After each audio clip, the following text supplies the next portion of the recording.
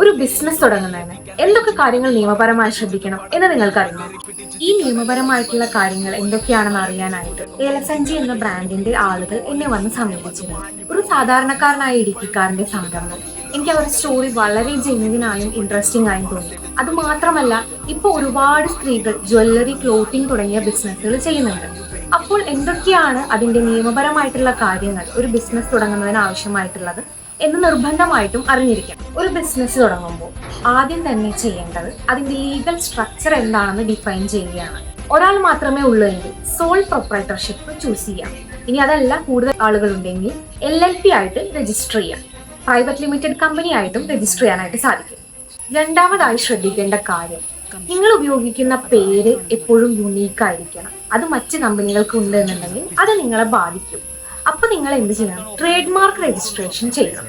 ഈ trade mark registration ചെയ്യുന്നത് പേരിന് മാത്രമല്ല, നിങ്ങളുടെ ലോഗോ, ഉപയോഗിക്കുന്ന കളർ പാലറ്റ് തുടങ്ങി നിങ്ങൾ ഉപയോഗിക്കുന്ന ചെറിയ മ്യൂസിക്കിന് വരെ നിങ്ങൾക്ക് ട്രേഡ് മാർക്ക് രജിസ്ട്രേഷൻ ചെയ്യാനായിട്ട് പറ്റും. മൂന്നാമതായി ശ്രദ്ധിക്കേണ്ട കാര്യം, നിങ്ങൾ ചെറിയൊരു സംരംഭമാണെങ്കിൽ ആദ്യമോടെ MSME രജിസ്ട്രേഷൻ എടുത്താൽ മതിയാവും. പക്ഷെ അതേസമയം LLP ഒക്കെ ആണെന്നുണ്ടെങ്കിൽ രജിസ്ട്രാർ ഓഫ് കമ്പനീസിന്റെ കീഴിൽ രജിസ്ട്രേഷൻ ചെയ്തിരിക്കണം.